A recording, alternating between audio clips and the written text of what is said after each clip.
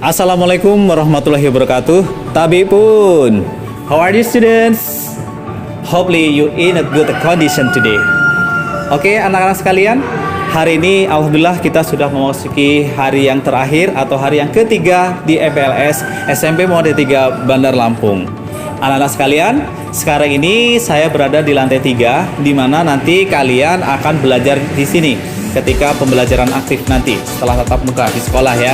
Anak-anak, di lantai 4 ini ada aula. Mari kita lihat aulanya.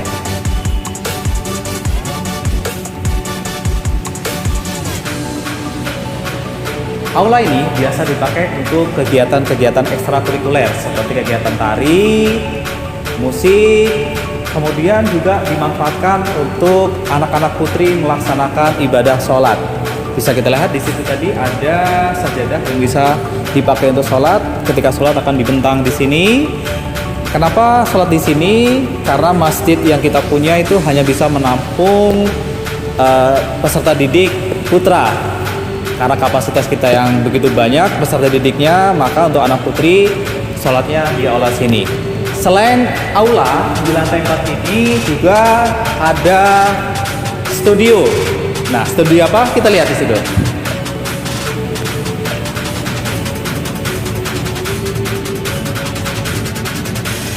Nah, ini anak-anak semuanya. Ternyata di sini ada studio musik. Anak-anak bisa lihat semuanya. Lengkap. Ini milik kita sendiri. Anak-anak bisa nanti mengikuti ekskul musik tradisional Lampung, juga musik modern atau band. Baik. Nah, anak-anak sekalian, sebelum kita memasuki materi untuk MPLS hari ketiga ini, seperti biasa kita akan memperkenalkan dulu beberapa guru yang akan mengajar kalian nantinya. Kemarin di hari kedua, kalian sudah berkenalan dengan ibu-ibu gurunya. Nah, hari ini saya akan perkenalkan kalian semua dengan bapak-bapak gurunya. Nah, mau tahu siapa saja bapak-bapak gurunya? Mari kita simak perkenalan mereka. Assalamualaikum warahmatullahi wabarakatuh. Saya Slamet Risnanto, mengampu mata pelajaran pendidikan Al-Islam bidang fikih kelas 9 tahun pelajaran 2020-2021. Assalamualaikum warahmatullahi wabarakatuh. Salam semangat untuk kita semua, terutama kepada para calon siswa baru. Saya adalah salah satu guru PJOK SMP Muhammadiyah 3 Bandar Lampung. Untuk itu mengajak kepada seluruh warga masyarakat dan para siswa khususnya untuk tetap semangat. Mari bergabung dengan SMP Muhammadiyah 3 Bandar Lampung. Terima kasih. Assalamualaikum warahmatullahi wabarakatuh. Assalamualaikum warahmatullahi wabarakatuh. Tabi pun. Perkenalkan, nama saya Hosbi Rusinura Hutagalung, Sarjana Pendidikan, selaku guru bimbingan konseling. Selamat bergabung di SMP Muhammadiyah 3 Bandar Lampung. Salam BK, tetap semangat. Assalamualaikum warahmatullahi wabarakatuh. Tabi pun. Perkenalkan, nama saya Wahyu Sujayanto, SPDI, mengampu mata pelajaran Akidah Akhlak dan mengampu mata pelajaran ekstrakurikuler futsal. Selamat bergabung di SMP Muhammadiyah 3 Bandar Lampung. Jaya. Assalamualaikum warahmatullahi wabarakatuh. Tabik pun, selamat datang di SMP Muhammadiyah 3 Bandar Lampung. Perkenalkan, nama Bapak Wahyu Dwi Saputra SPD sebagai guru pendidikan Pancasila dan Kewarganegaraan. Assalamualaikum warahmatullahi wabarakatuh. Hello everyone. My name is Aris Thompson SPD. I am an English teacher in SMP Muhammadiyah 3 Bandar Lampung. Welcome to our fantastic school. Assalamualaikum warahmatullahi wabarakatuh. Tabi pun. Perkenalkan, nama Bapak Pangeran Perkasa. Di sini Bapak mengajar mata pelajaran fikih kelas 7, 8 dan pembina ekskul tahfiz SMP Muhammadiyah 3 Bandar Lampung. Saya akhiri, wassalamualaikum warahmatullahi wabarakatuh. Salam Ismuba. Assalamualaikum warahmatullahi wabarakatuh. Tabi pun, perkenalkan, nama saya Kiki Kurniawan. Saya guru matematika SMP Muhammadiyah 3 Bandar Lampung. Salam angka. Assalamualaikum warahmatullahi wabarakatuh. Perkenalkan, nama saya Ahmad Fikri Setiawan. Saya guru Al-Islam di SMP Muhammadiyah 3 Bandar Lampung. Saya mengucapkan selamat datang pada siswa-siswi baru pada tahun ajaran 2020-2021. Terima kasih. Wassalamualaikum warahmatullahi wabarakatuh. Assalamualaikum warahmatullahi wabarakatuh. Nama saya Mas Rianto. Saya sebagai staf tata usaha dan instruktur kursus komputer. Selamat datang di SMP Muhammadiyah 3 Bandar Lampung. Selamat bergabung. Assalamualaikum warahmatullahi wabarakatuh. Perkenalkan, nama saya Bapak Bahrawi Purbuaseso Eskom. Saya di sini adalah sebagai instruktur kursus komputer.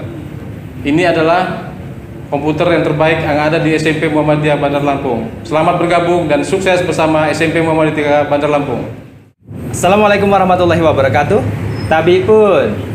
Perkenalkan, saya Ahmad Hakim, mengampu pelajaran bahasa Inggris. So I hope you all pupils enjoy learning with us.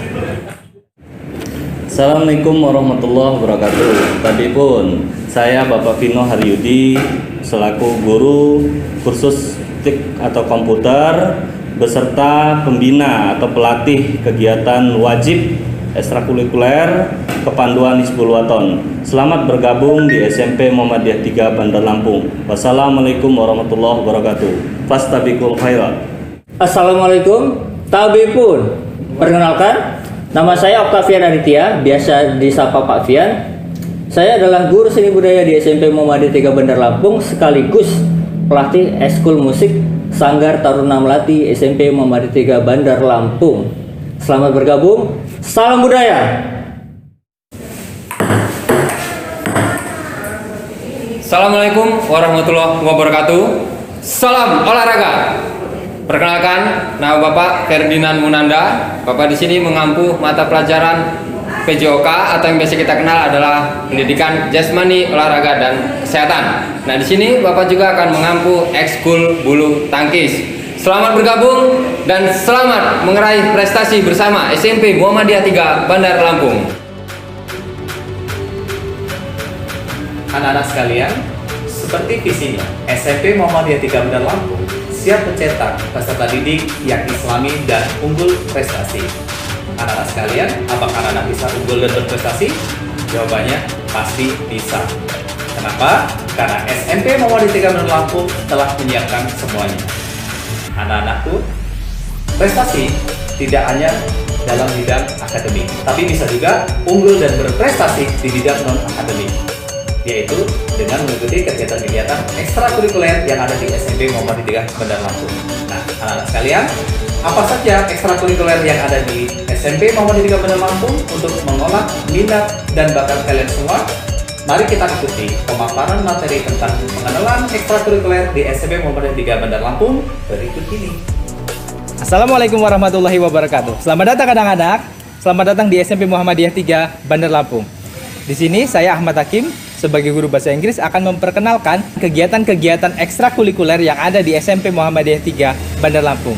Perlu diketahui bahwa ekstrakurikuler yang ada di sekolah kita ini sudah menorehkan berbagai prestasi di tingkat kota, provinsi, nasional, dan juga internasional.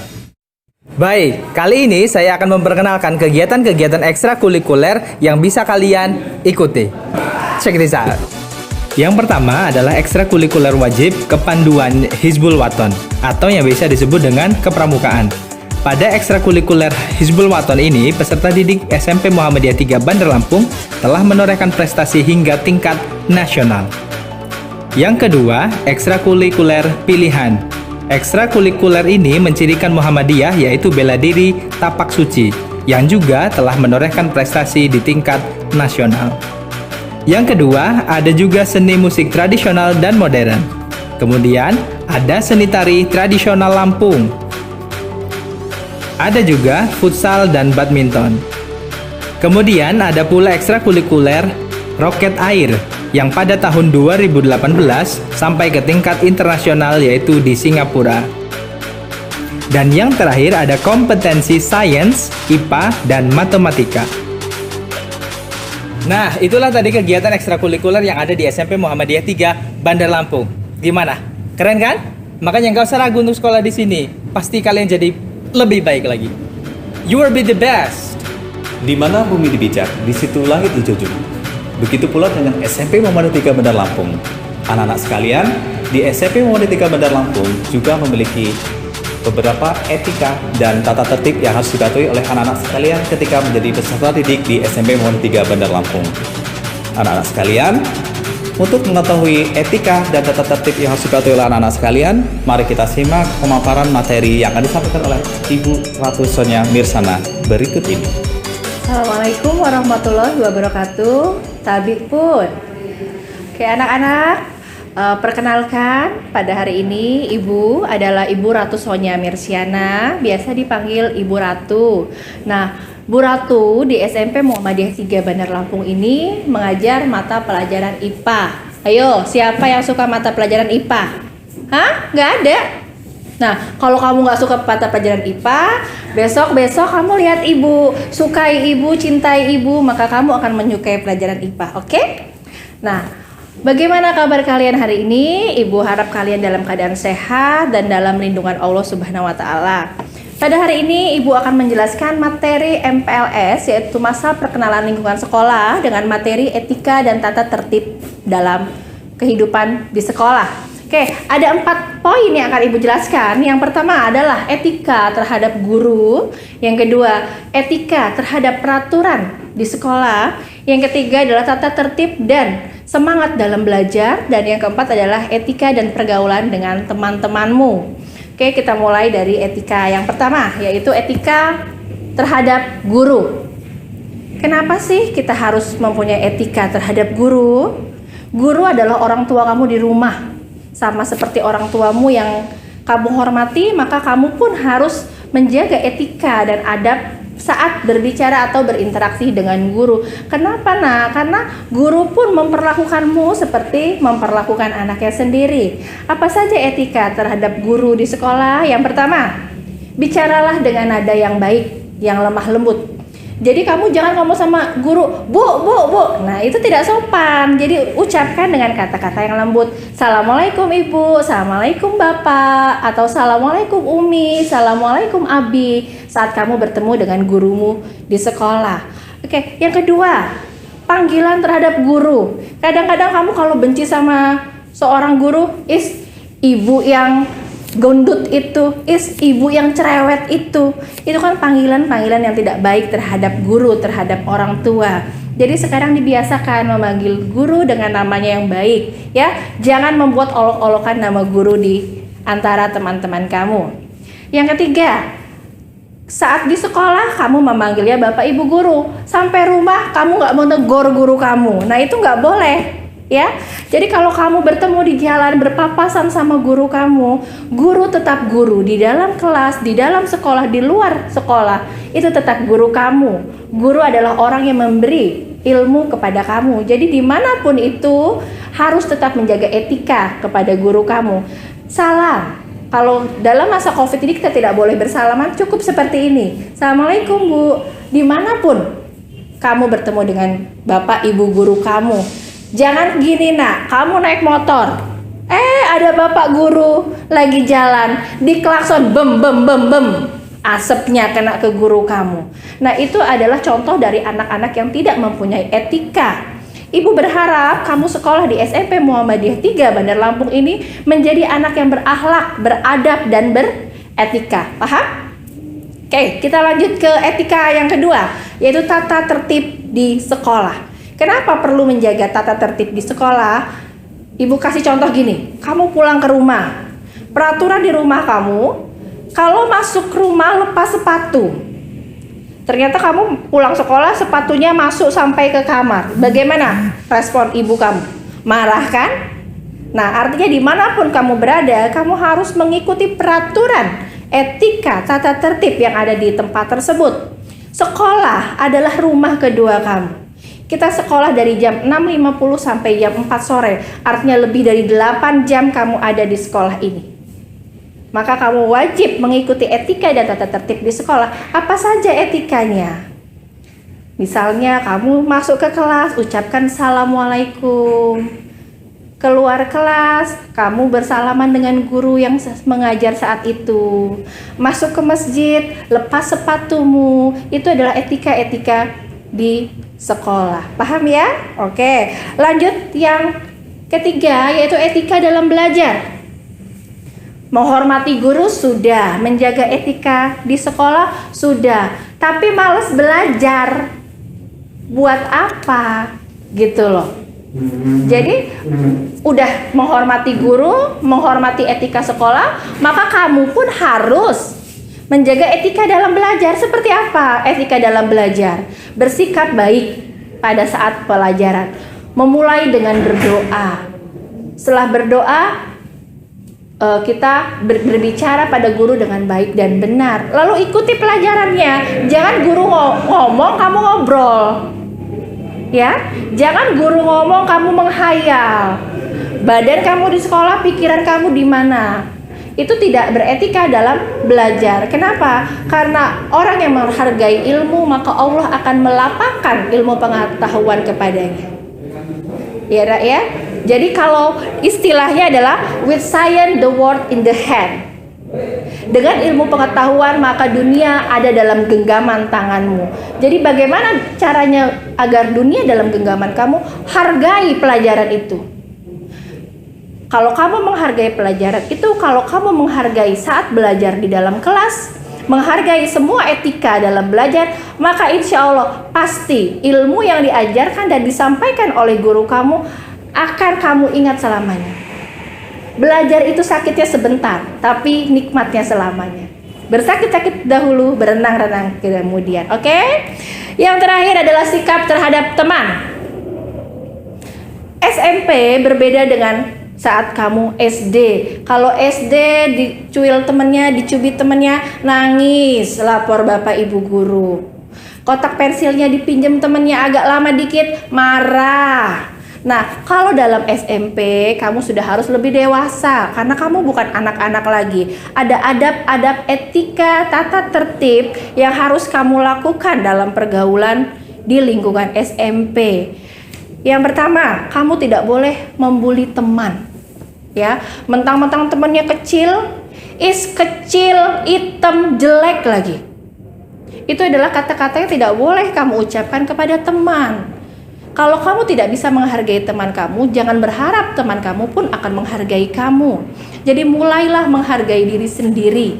Mulailah kita berbicara dengan kata-kata yang baik. Ya, tidak boleh mengusik temannya. Oh, temannya kerjanya diam, diledekin. Atau temannya melakukan sebuah kesalahan, langsung kamu ingin melaporkan kepada guru. Kamu ingin teman kamu dimarahi oleh guru. Selagi kita bisa menegur temannya dengan baik, tegur dulu. Siapa tahu dengan kita tegur temannya akan berubah.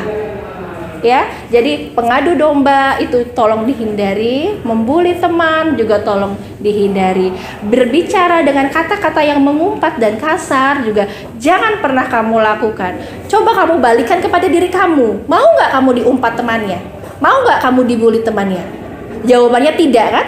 Maka mulai dari diri kamu. Jangan melakukan hal-hal yang tidak kamu inginkan untuk diri kamu kepada orang lain. Nah, itu adalah dasar-dasar etika dan tata tertib yang harus kamu lakukan di sekolah. Nah, selain itu, selain 4 poin yang Ibu sebutkan, ada beberapa lagi tata tertib yang harus kamu lakukan di sekolah. Yang pertama, dari jadwal masuk sekolah. Ingat, kita masuk sekolah jam 6.50 atau jam 7 kurang 10. Usahakan 10 menit sebelum masuk sekolah kamu sudah hadir di sekolah. Ngapain sih Bu pagi-pagi bener masuk ke sekolah? Ingat, tujuan dari sekolah kita adalah menjadikan insan yang islami. Itu poin yang pertama, islami. Apa maksudnya? Bapak Ibu guru di sini ingin kamu menjadi anak yang soleh dan soleha. Jadi kita akan memulai pelajaran kita dengan sholat duha berjamaah di masjid. Karena itu adalah kegiatan sekolah, jadi wajib kamu ikuti. Jadi usahakan kamu datang 10 menit sebelum kegiatan itu berlangsung. Paham? Oke, selanjutnya apa lagi peraturan-peraturan sekolah yang wajib kamu ikuti? Ada sholat duha, ada sholat zuhur, ada sholat asar. Itu adalah kegiatan-kegiatan Islami yang wajib kamu ikuti. Jangan kamu sholat harus dikejar-kejar guru. Buatlah tata tertib itu sebuah kesadaran bahwa sholat adalah urusan kita dengan Allah. Sekolah adalah sarana membantu kamu agar kamu menjadi anak yang soleh dan soleha. Peraturan selanjutnya adalah memakai atribut sekolah yang lengkap. Kalau ditulis di peraturannya harus memakai dasi bagi yang laki-laki, jilbab panjang bagi yang putri, baju di bawah pantat bagi yang putri, itu dituruti nak. Jangan bajunya dilempit supaya seksi. Ya, itu akan mendapatkan poin-poin asusila. Dan untuk yang laki-laki, saat kamu berantem atau teman atau terpancing emosinya, ditahan saja. Tidak ada baik dalam berantem itu nak. Tidak ada baiknya dalam berkelahi. Dan selain itu pula, saat berkelahi kamu akan menerima poin yang cukup tinggi.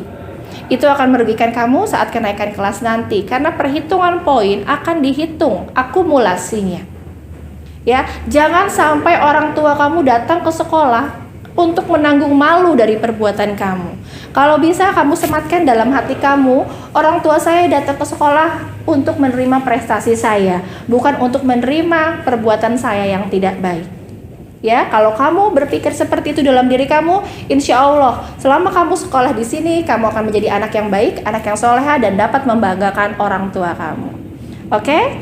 Nah, itu saja yang bisa Ibu jelaskan tentang tata tertib dan etika di sekolah. Kepada Allah, Ibu mohon ampun.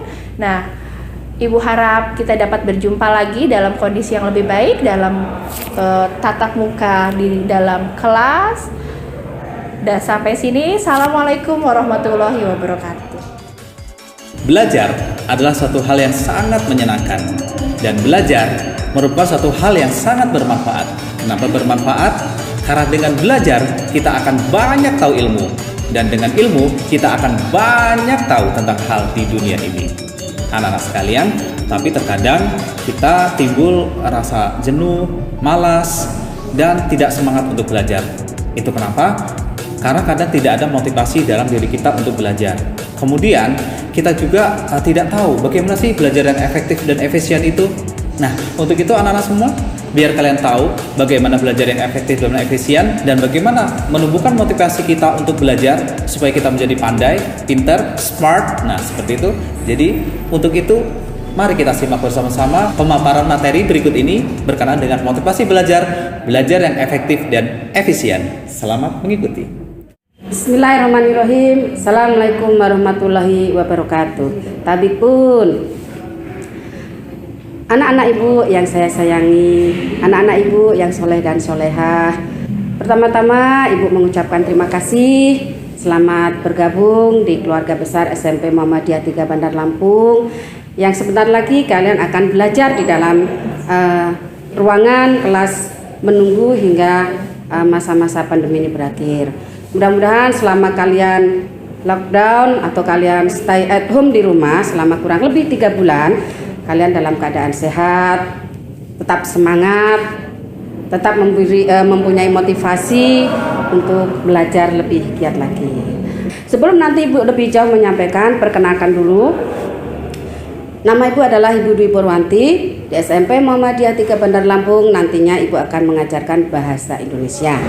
Mudah-mudahan nanti ketika kondisi sudah membaik, kita akan bisa bertemu di sekolah tercinta, kita akan bisa bertatap muka, berkenalan secara langsung, dan memahami siapa Bu Dwi, siapa kalian. Oke anak-anak, semangat. Oke, selanjutnya Ibu akan menyampaikan sebuah materi yang ini sangat menarik, karena ini ada kaitannya dengan kalian, yang ada hubungannya dengan Ibu juga, yaitu tentang motivasi belajar. Mengapa belajar itu harus dimotivasi? Nah, ini penting untuk kalian sebagai seorang pelajar, dan penting untuk kalian sebagai seorang yang ingin mendapatkan atau meraih cita-cita. Nah, apa saja itu motivasi dan apa itu motivasi akan Ibu sampaikan di sini. Motivasi belajar terdiri dari 2 kata, motivasi dan belajar. Motivasi itu dorongan. Motivasi itu suatu pergerakan yang mendorong seseorang untuk lebih baik, mendorong seseorang untuk lebih maju. Belajar itu adalah sebuah perbuatan yang membuat kita atau menyebabkan kita untuk mendapatkan ilmu yang lebih baik atau ilmu yang lebih banyak. Nah, sehingga motivasi belajar itu adalah sebuah dorongan atau membangkitkan suatu keinginan untuk kegiatan belajar, kegiatan melakukan pembelajaran untuk mendapatkan ilmu yang lebih baik. Demikian anak-anak yang saya sayangi tentang pengertian motivasi belajar. Kemudian apa lagi? Tentang bentuk-bentuk atau indikator tentang motivasi belajar. Adakah di antara kalian sudah memiliki motivasi belajar? Nah, jika belum, mari kita simak indikator atau bentuk-bentuk motivasi belajar berikut ini. Yang pertama, bentuk motivasi belajar itu berasal dari diri kita sendiri. Ya, intern.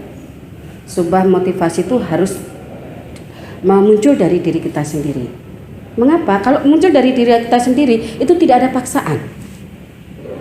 Kita akan melakukan dengan ikhlas, kita akan melakukan dengan sendirinya, karena itu merupakan kebutuhan kita. Jadi tidak ada yang memaksa dan bukan merupakan paksaan. Ingat itu ya, itu yang berasal dari dalam diri kita sendiri. Yang kedua, itu berasal dari luar diri kita. Banyak bentuk-bentuk motivasi belajar yang berasal atau datangnya bukan dari diri kita. Apa yang pertama? Yang pertama kebutuhan. Kebutuhan untuk pintar, kebutuhan mendapatkan ilmu.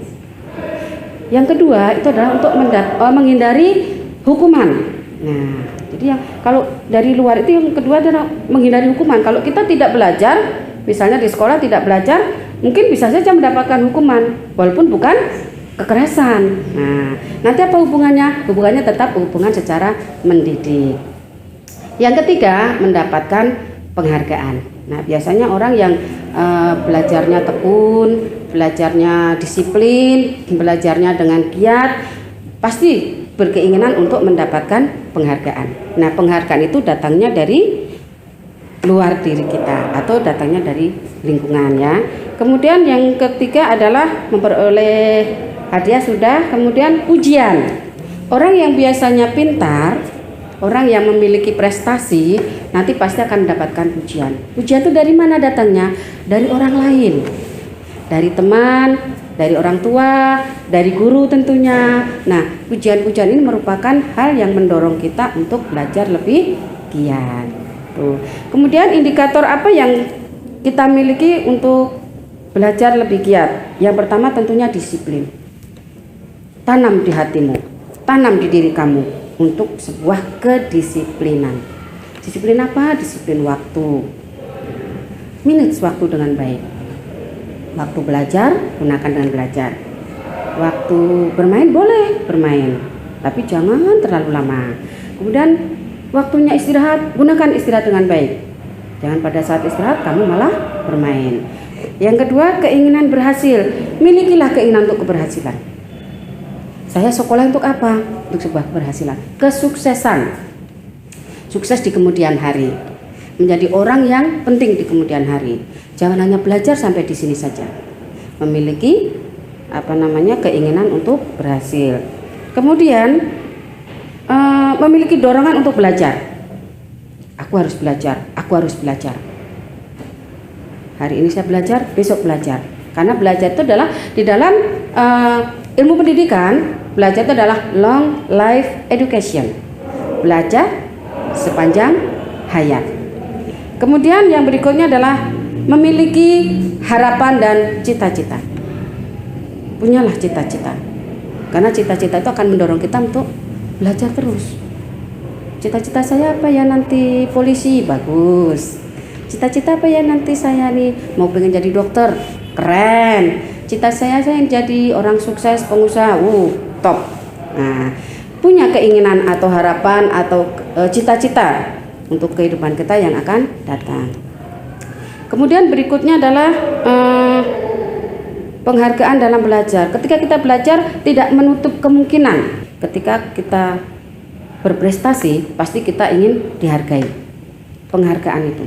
Jadi jangan khawatir. Setiap apa yang kita lakukan, kalau itu sebuah penilaian prestasi, pasti kita akan mendapatkan penghargaan. Kemudian lingkungan. Lingkungan yang kondusif, lingkungan yang nyaman, lingkungan yang bagi kita kalau kita belajar di sekolah itu ternyata lebih enak, maka kita akan memiliki belajar yang tinggi. Di rumah belajar yang cari tempat yang nyaman, maka kita juga akan memiliki motivasi belajar yang tinggi. Anak-anak ibu yang disayangi, ibu akan menyampaikan tentang cara belajar efektif. Oke, cara belajar efektif yang pertama adalah ciptakan suasana nyaman. Ini perlu, ini penting. Mengapa? Kalau kita ingin belajar itu harus nyaman, harus sesuai dengan mood kita. Apa kira-kira belajar yang nyaman untuk kita? Pertama, kalian bisa belajar sambil mendengarkan musik. Ada beberapa pelajar, mungkin di antara kalian bisa belajar dengan nyaman, bisa masuk materi pelajaran dengan mendengarkan musik. Karena itu adalah merupakan kebiasaan kita. Yang penting kita nyaman. Yang kedua, ada yang belajar biasa di tempat yang menyenangkan seperti taman. Terus karena mencari tempat yang nyaman dengan udara yang sepoi-sepoi, dengan semilir angin yang akan menimbulkan kita tidak panas. Kemudian bisa juga belajar di di perpustakaan. Mengapa? Karena di perpustakaan ketika kita ingin belajar, kita bisa lebih mudah untuk mendapatkan materi dengan cepat. Kemudian bisa juga di tempat yang sepi. Ada sebagian belajar atau siswa kalau belajar itu memilih tempat yang sepi, tidak ingin diganggu. Mengapa? Biasanya kalau orang yang tidak terbiasa dengan belajar di tempat umum atau tempat ramai, ketika mendapatkan suara sedikit, hilang. Apa yang sudah dimasukkan ke dalam dirinya, apa yang sudah terekam di dalam pikirannya, tiba-tiba kan hilang karena tempatnya ramai. Nah, biasanya orang-orang seperti ini lebih menyukai tempat yang sepi. Mungkin di kamar sendiri, di rumah sendiri. Nah, itu biasanya lebih nyaman. Jadi yang pertama adalah menciptakan suasana nyaman. Kemudian yang kedua, merangkum pokok pelajaran. Ya. Mengapa? Karena kalau kita belajar dengan membaca satu buku, kita punya buku, kita membaca buku, satu buku penuh kita baca, itu akan memerlukan waktu yang lama. Dan itu tidak efektif, tidak efisien. Mengapa? Karena kita akan cepat bosan. Kita membaca buku dengan satu buku dalam waktu yang lama itu pasti cepat bosan dan tidak akan mudah untuk mengetahui atau menyerap atau mengingat pelajaran apa yang sudah kita baca tadi.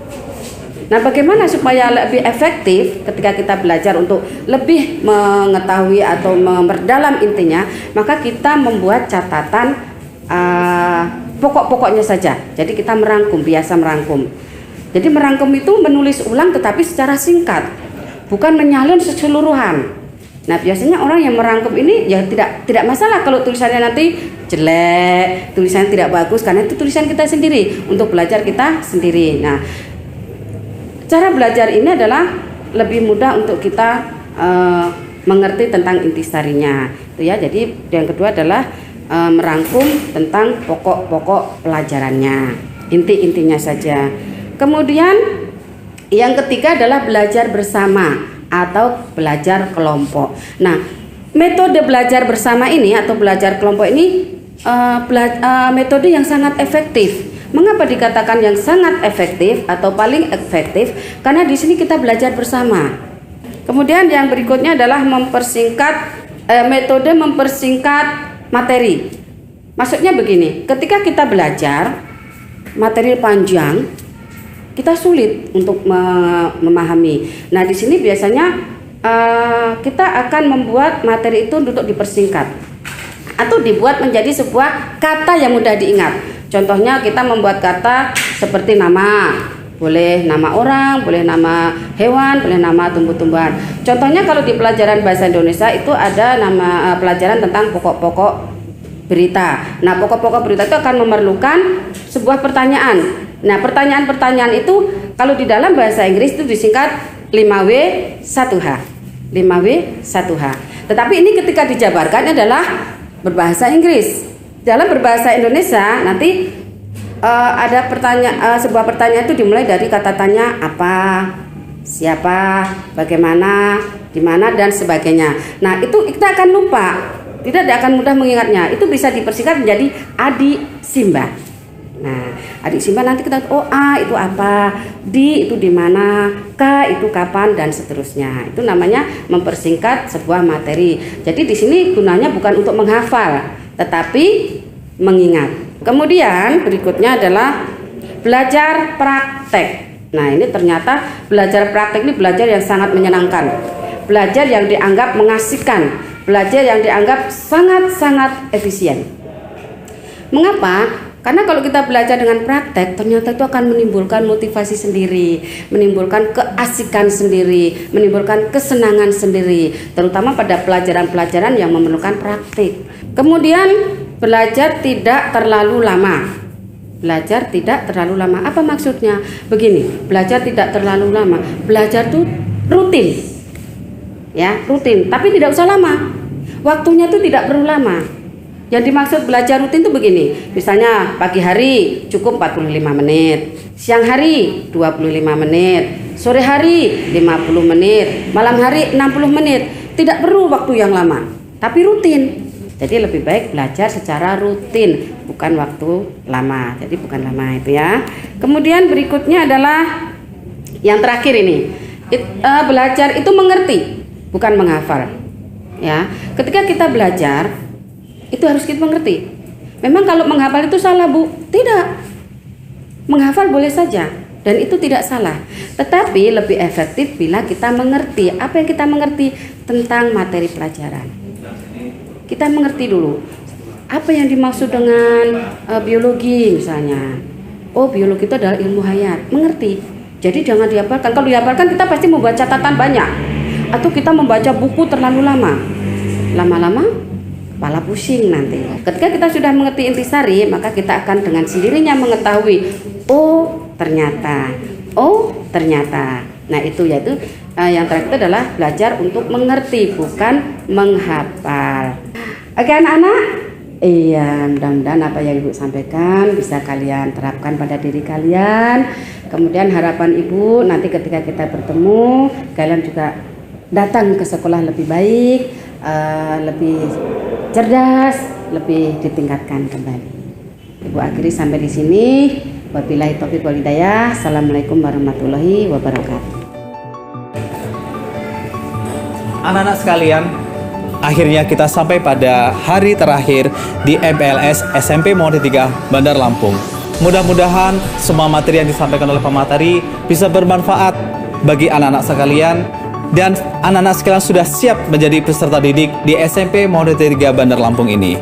Anak-anak sekalian, mari kita tutup MPLS ini dengan sama-sama melafazkan hamdalah.